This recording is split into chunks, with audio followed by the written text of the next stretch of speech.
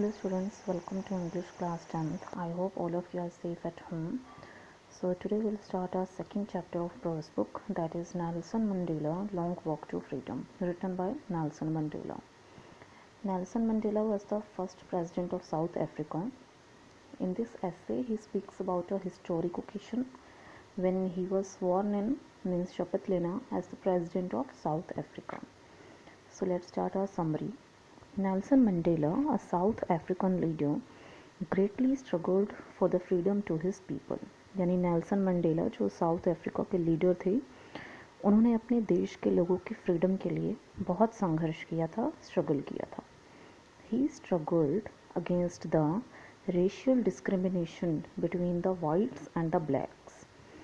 उन्होंने किस चीज़ के लिए स्ट्रगल किया था? जो रेशियल डिस्क्रिमिनेशन थी बिटवीन वाइट्स एंड ब्लैक्स, यानी गोरों और कालों के बीच में जो रेशियल डिस्क्रिमिनेशन थी उसको दूर करने के लिए उन्होंने स्ट्रगल किया था. रेशियल डिस्क्रिमिनेशन यानी जातिगत भेदभाव.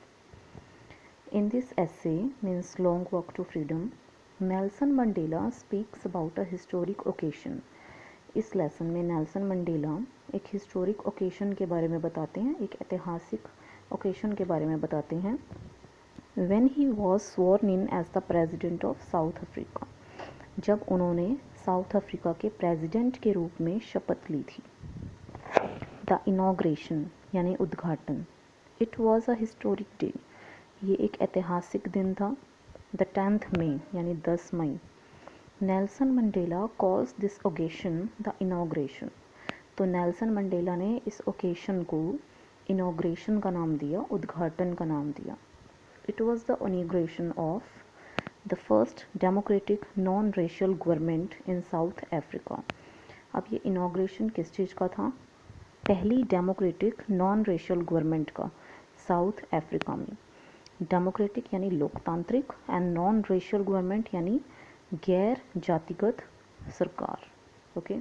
And a huge gathering of international leaders had assembled in Pretoria to mark the end of white supremacy.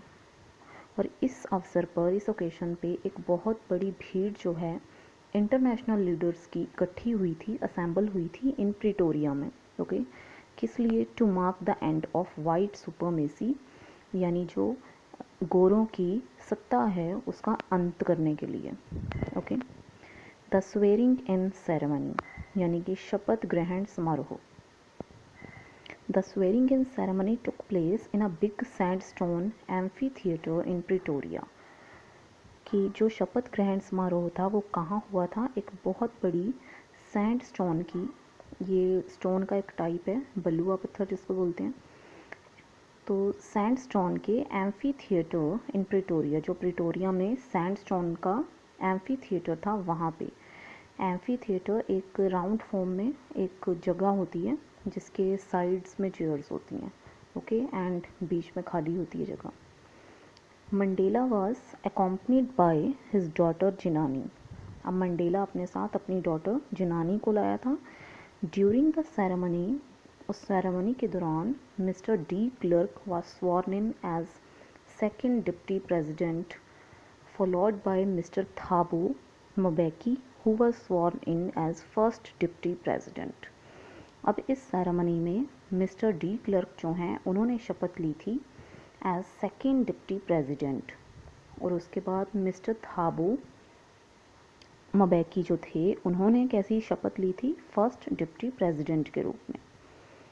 Then came the historical moment. उसके बाद एक ऐतिहासिक पल आता है. When Nelson Mandela took the oath, oath यानी शपथ, as the president of South Africa.